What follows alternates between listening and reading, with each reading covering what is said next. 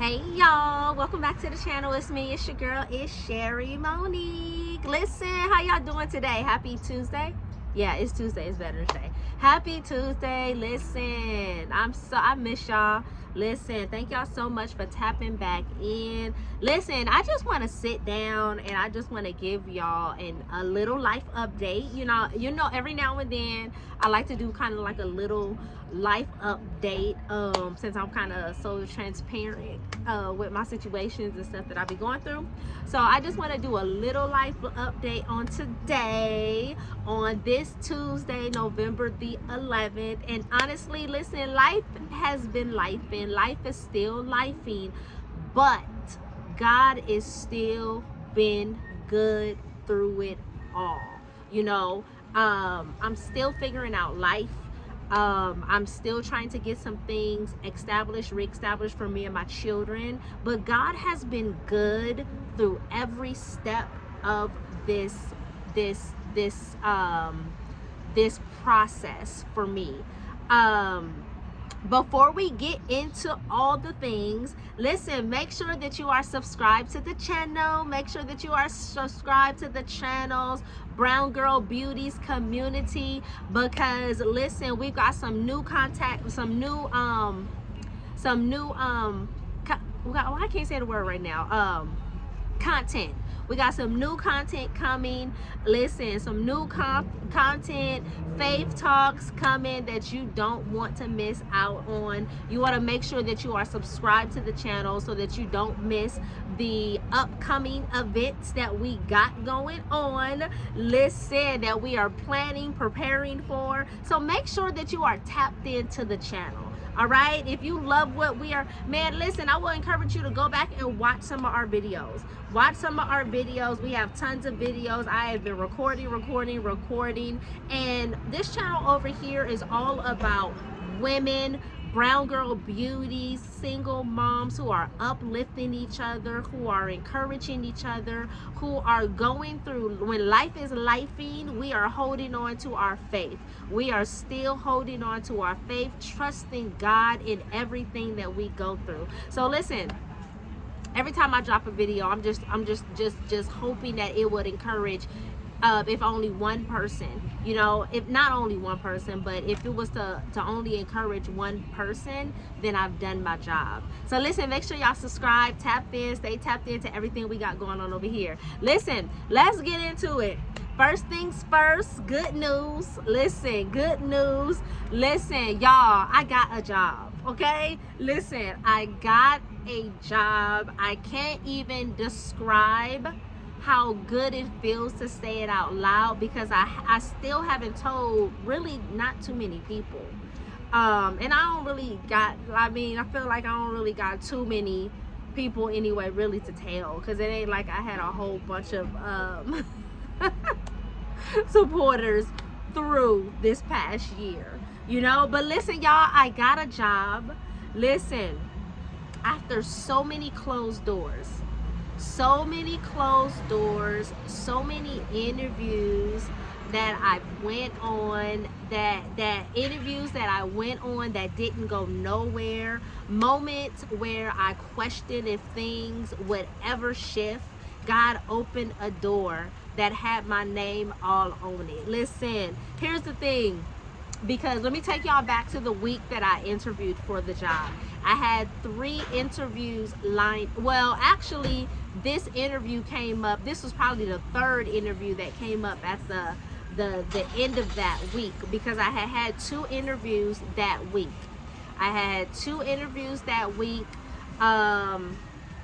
One of the interviews that I had before even taking on this interview, I had got the call back to schedule a second interview, and I scheduled that, right? And then I did another interview for another opportunity, and then I did this interview for the job that I accepted, right? This interview was the last one in that week, right? And I didn't know what to expect from it. Because I had been trying. I had been applying. Of course, I put in some applications for this company. I had put in some applications for this company, and I had gotten to the point, and I even interviewed. This is one of the companies that I did go and interview for. It was a branch position, but it didn't work out or whatnot. They were looking for someone who speak Spanish.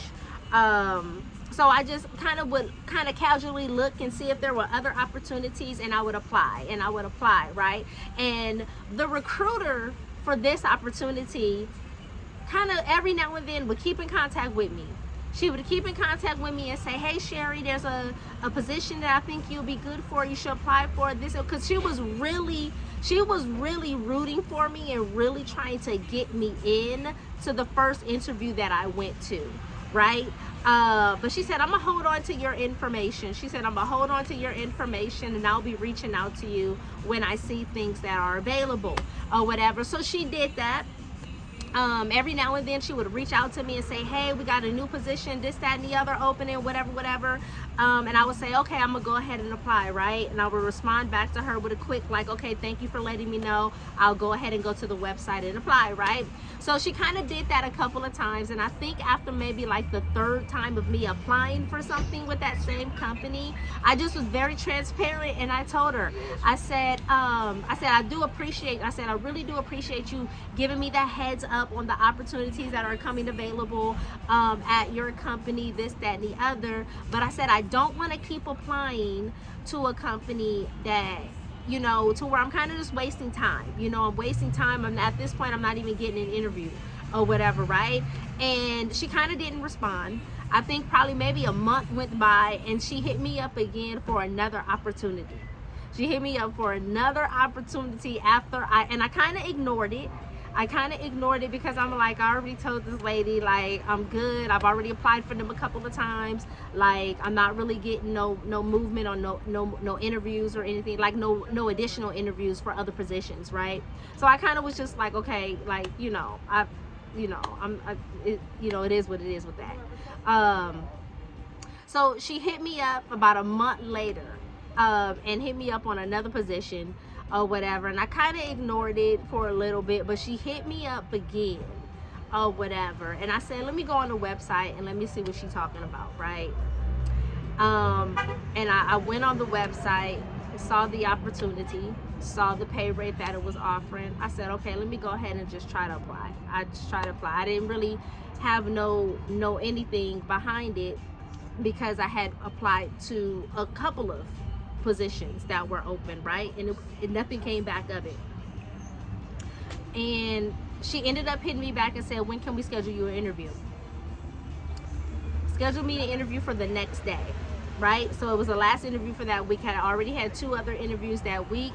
This interview was, I think it must have been on like a Thursday. The interview was like later in the week or whatever. So it must have been like a Thursday, right?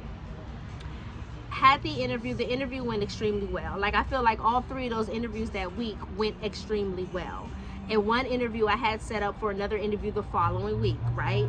So I'm like, okay, cool, I got another interview set up the following week. I said it'll probably take them some days to go through and process. They got other interviews that they're doing, whatever. I probably won't hear back from that for maybe a week or 2, right? Probably about 30 minutes after I got off the interview, it was a video interview. 30 minutes after I got off that interview, this is the 3rd interview that I had in that week for the company where the recruiter was insistently reaching out to me occasionally to tell me about positions, to inform me about different opportunities that became open with the company, right? About 30 minutes after getting off that video interview, she hit me up and said, she texted me and said, hey Sherry, how did the interview go? I said, I think it went, I responded back with a short text message. I said, I think it went pretty good or whatever, right? And she said, it must have went pretty good because, she said, it must have went extremely well because I'm writing you up an offer letter right now. I said, I was shocked, right? And I didn't even really believe it, because I said, well, we'll see if I get the email or not, because I was like, and I responded back with, really? And I was in shock, because Listen, it's been over a year at this point. It's been over a year. I've been applying. I went on interviews, every closed door, all the rejection. Like, so when she tells me that I'm writing you up an offer letter, I'm like, okay, we'll see. I don't believe it until I see it, right? The next day, I got an offer letter, email. Checked my emails, saw the offer letter there, right?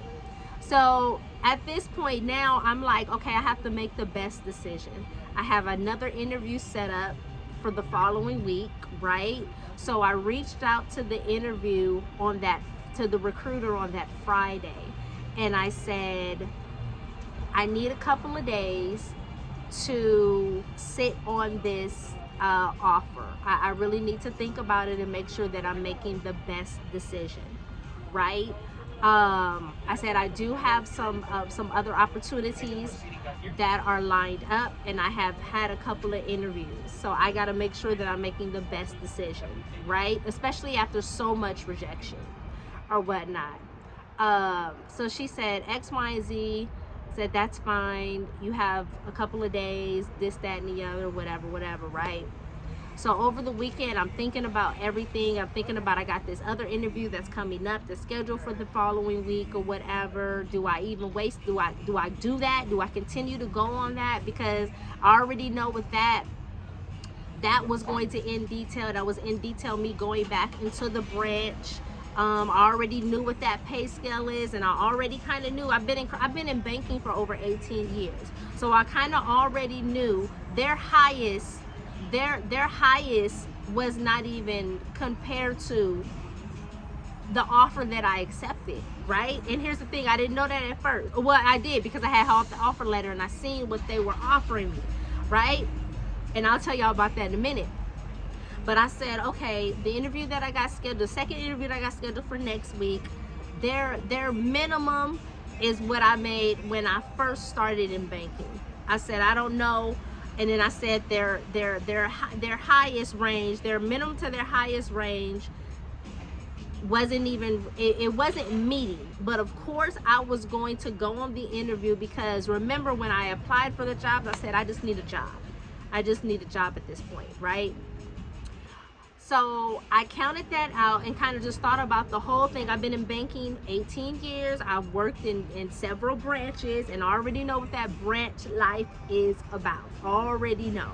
And I'm like, well, do I really want to go back into the branch, accept the pay that is beneath what I feel like I'm worth at this point in the game of all of my years, my experience, everything that I bring to the table?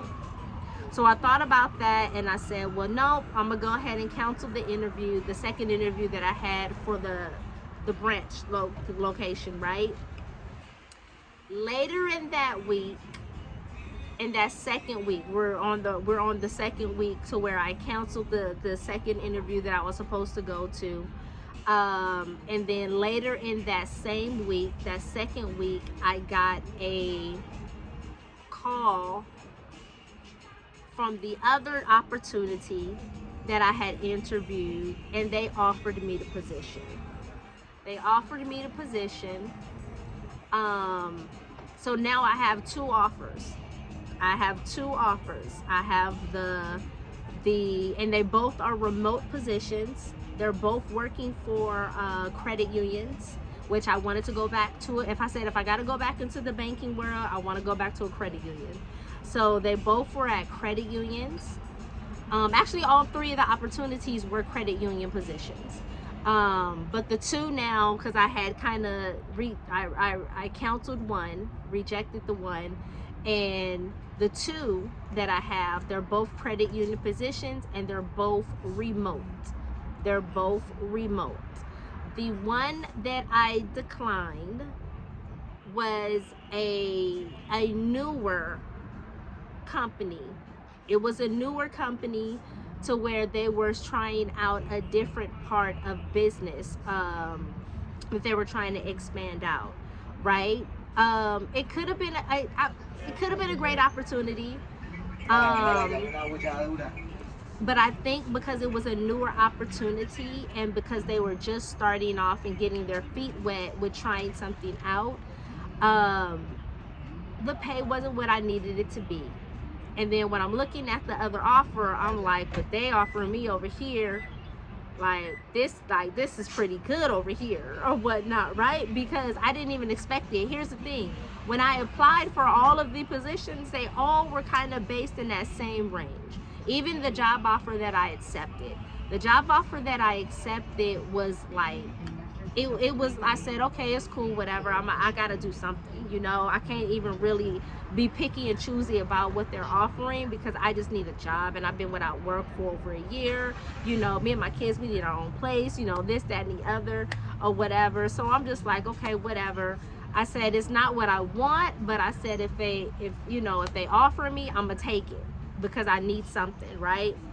When I came back with that offer, so the other job I ended up not going with because they were not willing to make any movements towards giving me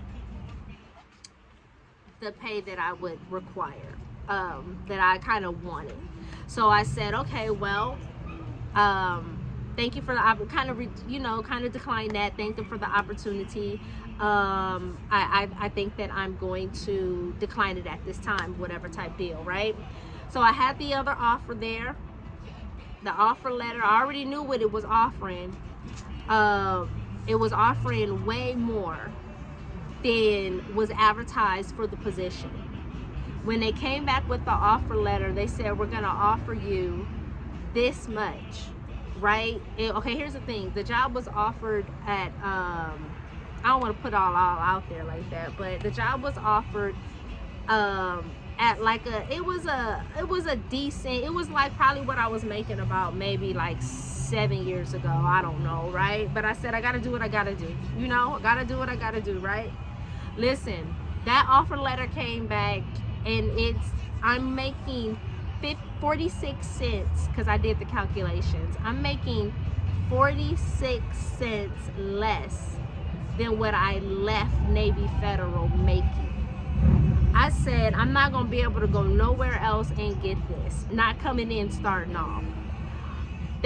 What they value was my experience that I'm bringing to the table. They're already starting me off as it's a remote position. It's fully remote. And here's the thing, the training was supposed to be in person, but they said we're gonna go ahead and make the training remote because we know that you're the distance or whatnot. When I tell you, God will set everything up for you, because the headquarter branch is about, I'll say about an hour and about maybe 20-30 minutes traffic wise. You know, probably with no traffic it's probably maybe about an hour. I don't know, probably could be about an hour, maybe 5 minutes or something. But with traffic, it's about an hour 20, maybe an hour 30 minutes, right? And they said, so the training's supposed to be done at their headquarters, right? They said because of the distance of where you're coming from, and we know that you have children that are in school, and we know because I had explained all this in the first interview. I had explained all of this in the first interview, letting them know, well, I have school children. I'm a single mom. I don't have help like that to help me with pickup and all of that stuff for my kids or whatever, right? And I think that kind of played some part too as to why I didn't get that branch position when I interviewed with them the first time or whatever, because their branching hours were from that 9 to 6. Y'all know how branching hours go. And then when you're working in the bank, you're not leaving out exactly at 6. You're probably there until about 6:30 or whatever, because you still got to do closing or whatever, right? So anyways, they said because of your distance and we know that you have 2 school-age children, we're gonna allow you to do the training virtual. And the pay was like, okay, it was like, okay. I said, oh man. And it's fully remote, right? I said, I gotta jump on this because I'm not gonna get this nowhere else. When I tell you, God set everything in place. God set everything in place to where it's a fully remote position. You know, once I get a place, I still got to get a place, y'all. But once I get a place, once I can kind of get a place again and get really comfortable, I will be working in the comfort of my own home, you know, and it just all worked out. Now the hours are still those 9 to 6 hours, and I'm gonna kind of course I gotta make the adjustments, make sure that I can get to my son on time, because my son's in the after school program, and the after school program is over at 6. So with me getting off work at 6, I said, okay, that's gonna be a little challenging, but I said I'm gonna make it work. I'm just gonna make it work until, until I could have some leadway with kind of trying to get a little bit of flexibility with my scheduling or whatever. But I'm telling you, man, I remember praying, Lord, I don't need just a job, I need the right one, the one that you've prepared me for. When I say this one lined up so smoothly, the timing, the position, the peace I felt, I knew it was nothing but God. Listen, hear me when I say it. I knew it was nothing but God. It reminded me that even when things seem delayed, God is still developing you. Hear me when I say it. And y'all know, y'all have heard me say it a million times. Even when things seem delayed, God is still developing you. Every not yes was preparing me for this now. Listen, man, every not yet, every email that I got that said we decided to move on with other candidates, like every interview that I've been on and it was like, nope, has prepared me for this right now. And I'm so grateful. I am so grateful. Listen, I'm so grateful. I'm just so grateful it was nobody but God or whatnot. Like, I got all the equipment. I'm just trying to figure out where I gotta work, because y'all know I don't have my own place, right?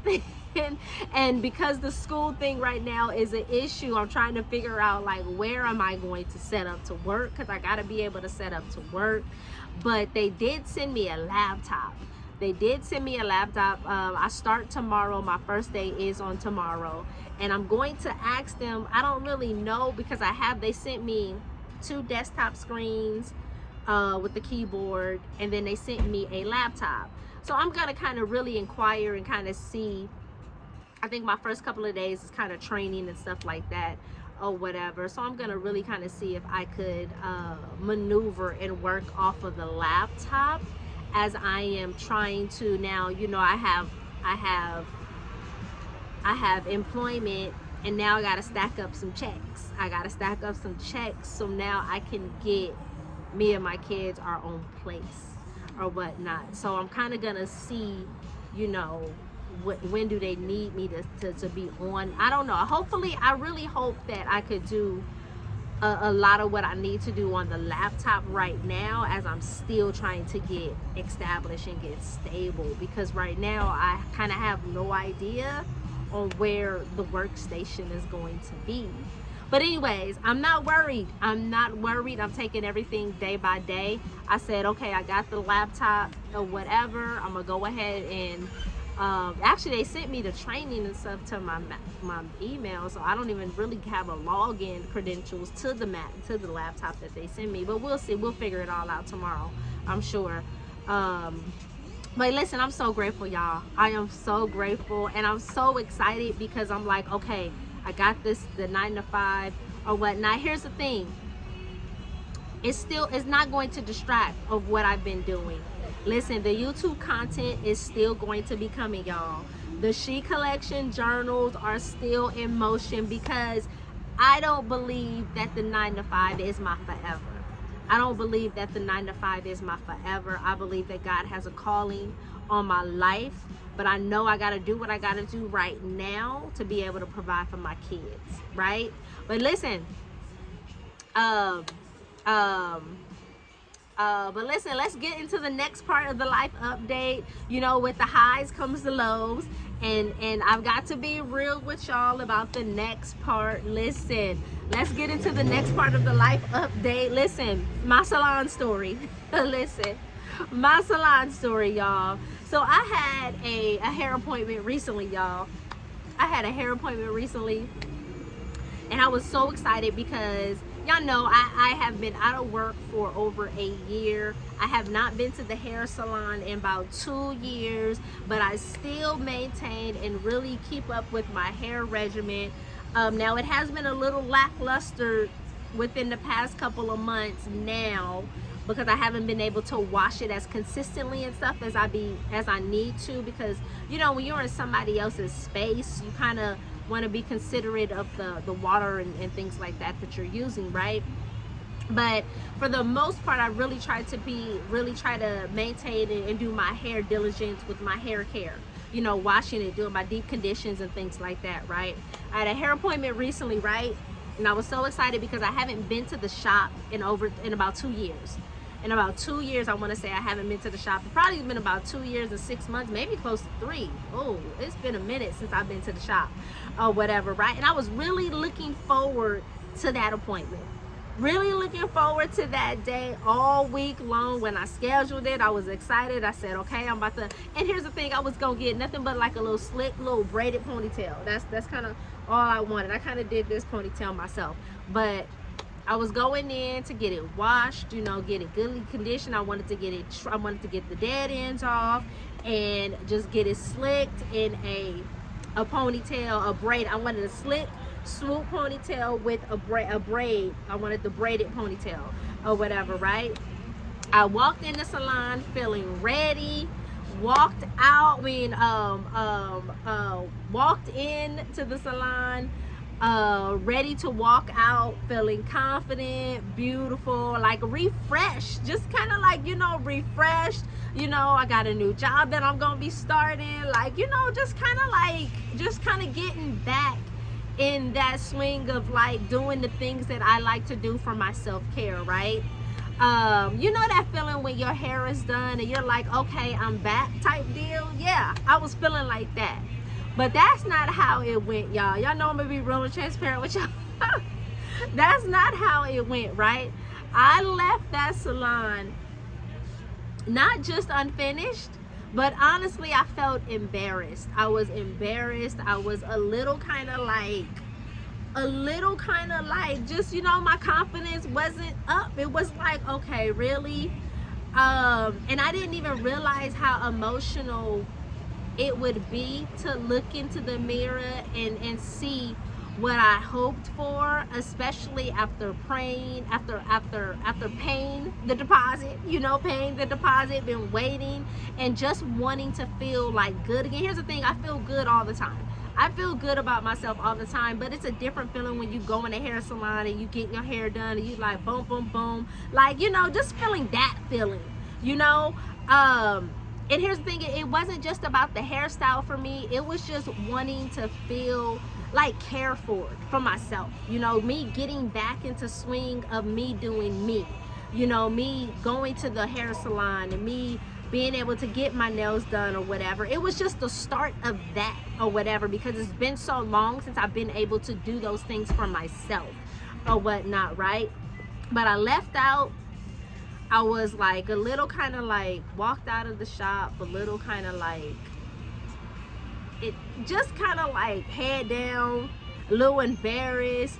I went in the car and cried because I felt defeated. I'm like, man, what the hell, whatever, right? And let me tell y'all what happened, right? Because I went to of course it's another stylist, because I haven't been to nobody here in this city, and she was a young hairstylist, does amazing work, at least according to the work of what I saw on her page. You know, what I saw on her page, her pictures, A1 work, right? But here's the thing, I have some challenging areas in my hair, right? My edges are really thin, on this side especially. So if you really even notice and pay attention, I always, when I do my ponytails, I always do a swoop on this side because my edges on this side are really thin. And that's because you know, when I went through my divorce in 2016, my divorce took a real toll on me, like just mentally, emotionally, everything, my hair, everything, right? And then the years of weaves that I was getting, and the stylist braiding so tightly or whatever, and kind of like braiding on my scalp so tightly, and kind of really placing those weaves in really kind of tight, right? So it's been some things, right? But really my divorce, right? And I have some breakage in the middle of my crown, like right here. I have some breakage here, and that really came from the weaves. Being, you know how they braid the wreath in the beehive thing or whatever, and right here would always be so tight and pulley to me, to where I'm like, man, I knew something was happening up here. But for years, my stylist would continue to kind of braid that same way, and I would tell her it was tight, but she never really braided it differently or whatever, right? But anyways, you know, so you know, there are a little bit of insecurities when it comes to my hair, because my edges are thin, and I have breakage in my crown area, right? So the young lady that I scheduled to do the hair appointment with, right, she didn't think it was the best idea for me to get a ponytail. Mind you, I've had a ponytail done several times. But she didn't think it was a great idea for me to get the ponytail style, because she was staying with the state that your hair is in. And I said, well, the state, I said, my hair is pretty healthy or whatever. Now I said, I do have the thin ends here, and then I have the breakage in the middle or whatnot, but I said it's growing. And here's the thing, if I was to take my hair out, and you see my like, it was nothing but scalp. My edges are growing in, they are growing back in, but it seems like it is taking a long time, right? And this was another thing too as to why I said I got to get back into stylist, because I'm not a hairstylist. You know, I'm doing what I think is best for my hair, and but something that I'm doing is not working. You know, there's something that I'm missing. There's something, you know, something I'm doing is not working, because I feel like at this point they really should have been like really fully grown back in by now, but it just seems like it's taking a long time or whatever. And here's the thing too, I could do better with my vitamins. I'm not taking my hair vitamins. I'm not taking the vitamins and things like that for my body to help my hair and all of those things too. And I said, okay, I got to get better at that. And just really kind of being better with eating my fruit and vegetables, because I don't eat horribly, but there are some things internally that I can get better at, to really make sure that everything is working together, right? Because I do the hair washing, I do my deep conditions, you know. I can get better with oiling my hair, or maybe moisturizing it, to making sure those things, and making sure it's not staying dry and stuff like that or whatever, and keeping my scalp clean or whatever. So I know that there's some things that I'm not doing pretty consistent. So that's why it was like really exciting for me to get back into the hair shop too, because I said I got to get my hair back. I got to get my, you know, just got to get that hair care regimen back that I'm used to or whatever, right? Anyways, y'all, long story short, the young lady who I had to schedule an appointment with, she could not do the ponytail, because I guess she just couldn't really figure out how the ponytail was gonna work with my edges on this side being so thin or whatever, right? She couldn't really picture. And then with the middle crown, she was just like, well, if I put a track here, it's gonna show. And I said, well, here's the thing, I said, I do my ponytails all the time, and I said, I don't put a track here, but it covers well with my hair, because it's hair. It's just not as long as the other parts of my hair. It's just this really part right here that's kind of really short, and it's growing back in or whatever, right? And I said it does cover or whatnot, but here's the thing, it just seemed like she couldn't do it. so I kind of said it's okay, right? So she just ended up washing my hair. She blow dried it. She did do like a little soft press and a flat iron to it, and then once she did the soft press and flat iron to it, she was like, yeah, I just don't know how it's going to work, because she was trying to like part it and place it and see how the swoop was gonna go or whatever, and she was worried so much about this part in the swoop. And she was like, I said, well, I got the hair so you can put a track right here, so it can be, you know, a little bit kind of thicker and kind of just a little bit more coverage or whatever, right? And I said, you can put a track like right here, you can cover it, like, but she just really didn't see it. So I said, okay. She just really kind of just was like, I don't think I can do it or whatever, right? Honestly, that's what she kind of said. So I said, okay, well, it's okay. I said, it's okay. I walked out kind of, you know, kind of with a good face on my face, and was like, okay, it's cool, don't worry about it, whatever, whatever. I said, how much do I owe you? You know, I'm like, how much do I owe you for what you did? Because she did wash it. She did do the press and the flat iron or whatever. And I said, well, how much do I owe you? She said, don't worry about it. She said, the deposit that you gave is enough or whatever, right? She felt bad, but I don't know if she really felt bad, because I just kind of noticed the facial expressions that she was making when, you know how you're facing the mirror, you know, the stylist is behind you and they're facing the mirror. So I just kind of was noticing the facial expressions and stuff that she was having, and that kind of didn't make me feel confident, because I'm like, well, you know, I've had my hair done in a ponytail several times, you know, with my edges being this thin and the breakage or whatever. And I've said I've had no problem. I said, you're the first person I've come across that said they can't do it or whatnot.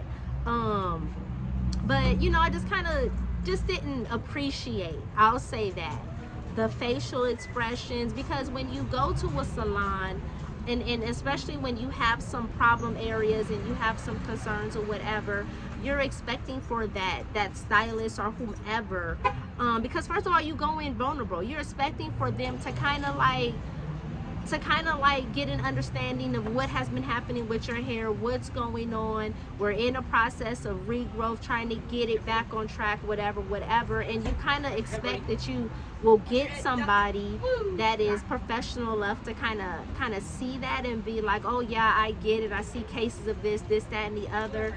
But you kind of hope that they will start to kind of be like, there's, you know, it can grow back type deal, you know, get that encouragement or whatever, because I know it can grow back, because it is growing back. Like I said, this side of my, it was scalp. It was scalp at one point in time. So, and I went to the doctors and checked for alopecia. They said, no, you don't have alopecia, this, that, and the other. Just kind of making sure I was ruling out things or whatever, right? So I just really started to get really intentional about massaging my scalp and making sure that I'm really kind of oiling it and making sure that I'm just kind of doing all of the things or whatever. But I still think it's taking a long time. So I know something that I'm doing is not working, or I'm not doing right, or really really saying, you know what, I got to be intentional with the hair vitamins, be intentional about the vitamins and things like that or whatever, right? And if we're honest, like vitamins and stuff, that stuff costs or whatever. So when I go through a period of life is lifing and I don't have no job, like, you know, that is kind of on the back burner. That's not the priority when you're dealing with everything that I have been dealing with or whatever. But I said, okay, I want my hair to really, you know, that's just it, y'all. That's it. I don't want to keep going back and forth with that, but that's pretty much what it was. I left out the shop or whatever, feeling a little kind of like, just a little kind of like insecure, I guess you could say, and kind of not as confident, because I'm like, man, I really want my hair to be done, and I don't want, and here's the thing, and now I don't want to feel as if I walk into another shop, somebody else is gonna make me feel like that feeling, because I was just looking at the facial expressions, and like, you know, she was a younger girl, and I said, well, maybe if I find somebody a little bit more seasoned, and not like that, but just, you know, somebody that's a little bit more older and that's really been doing hair for maybe 10 plus 15 plus years type deal or whatever.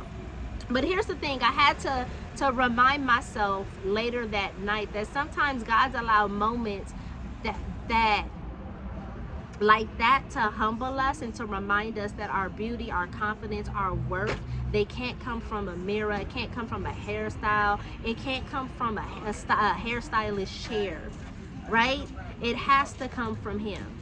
It has to come from him. And though I left that salon feeling low, you know, I left that salon feeling low, feeling a little insecure, feeling not as confident. I woke up the next morning and I told myself, girl, you still got it. You're still chosen. You're still God's masterpiece. So despite, you know, my thin edges, you know, despite the breakage that's in the crown of my head, I know that I'm still God's masterpiece. And I said, okay, once I start working and stuff like that or whatever, I said I'll do once I get a place and I know where I am, I said I'll go back again to the drawing board and I'll start looking for another stylist. You know, really start doing my due diligence and maybe setting up the consultation appointments to really make sure that I get someone who says, you know what, yeah, you know, I can help. Yeah, there's some things that we can do, you know, that kind of give me some regiments and things to do at home, making sure that I'm coming on point, whether it's every 2 weeks or every 3 week deal, coming to appointments and things like that. But I'm really gonna get back to it. And I said I'm not gonna give up, because I enjoy going to the hair salon. I do. I enjoy going to the hair salon. I love going to pamper myself. The hair salon is my thing. I enjoy going to the hair salon and having somebody else do my hair, because I don't want to always do it or whatnot. So, but yeah, that's just a little bit of life update, y'all. Listen. So yeah, life lately has been a mix, you know, blessings and battles, laughs and some tears. But through it all, I'm learning to trust God's process and find peace in progress.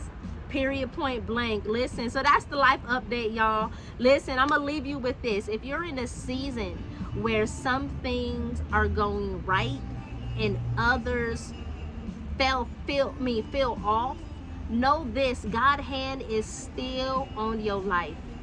God's hand is still on your life. He's working it all together. Even in the moments that didn't go how you planned it, it's working all together. Listen, that's what I got for y'all on today. Thank y'all so much for listening. Thank y'all so much for rocking with me and for being a part of this journey. Listen, y'all already know I love y'all to pieces. I'll see y'all in the next video. But until then, keep your head up.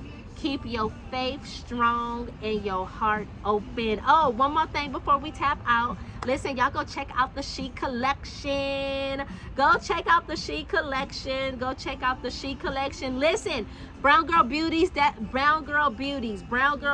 we are getting ready for our fast. We are getting ready for the 2026 fast, the Daniel fast. I'm gonna throw out the dates. I'm really trying to sit and really pray about the dates, but we're gonna do that 21-day fast, and I want some Brown Girl Beauties to fast with me. The Daniel fast for 21 days. I have uploaded the Daniel fast journal, the 21-day fasting and praying journal, the Daniel fast journal. I have updated. I have really updated and really kind of just added some more to it, to really kind of help it to flow a little bit better.